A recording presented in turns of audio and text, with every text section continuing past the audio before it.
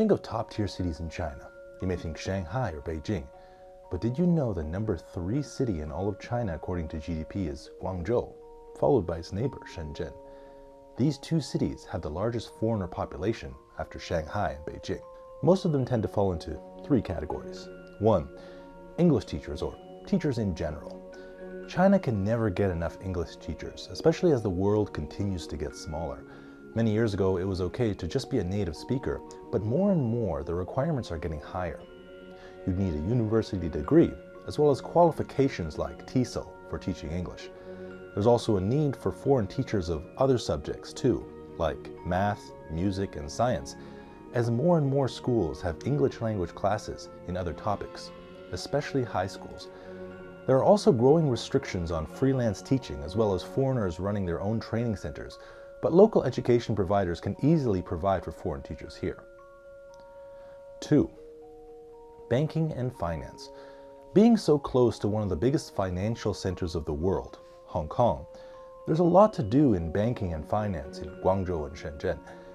As Hong Kong is more closely integrated with mainland China, more and more financial companies are choosing to move into the mainland, bringing many industry people with them.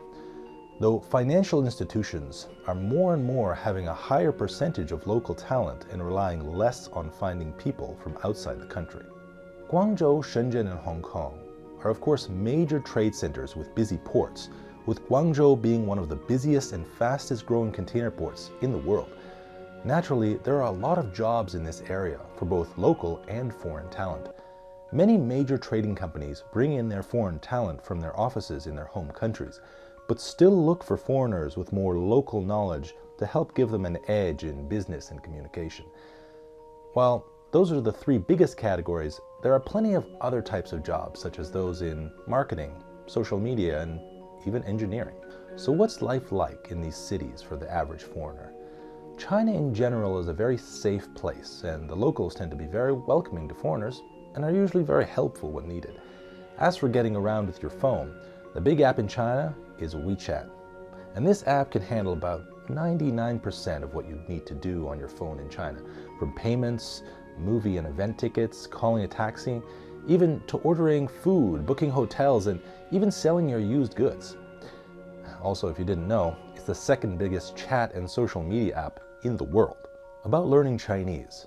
If you're working with an international company, chances are you'll be speaking English most of the time, including with local Chinese colleagues. Though, if you don't speak Chinese, do many other Chinese speak English? Well, only about 0.7%, not 7%, 0.7% of Chinese people can speak English. While that may not seem like much, with the population in China how it is, that's around 10 million English-speaking people. Hong Kong, by contrast, has about 50% of the population that can speak English, but that's only about 3.8 million people. In big cities like Guangzhou and Shenzhen is where most of the English speakers in the country are, so you're more likely than not to encounter English speakers in these cities. Many foreigners like the comfort of being in internationally minded cities like Guangzhou and Shenzhen that perhaps have a more relaxed lifestyle than hectic cities like Shanghai or Beijing. Even with no English, you can live a very nice life and build a good career, though you might want to bring a translator app for those times you're ordering in a restaurant with an all-Chinese menu.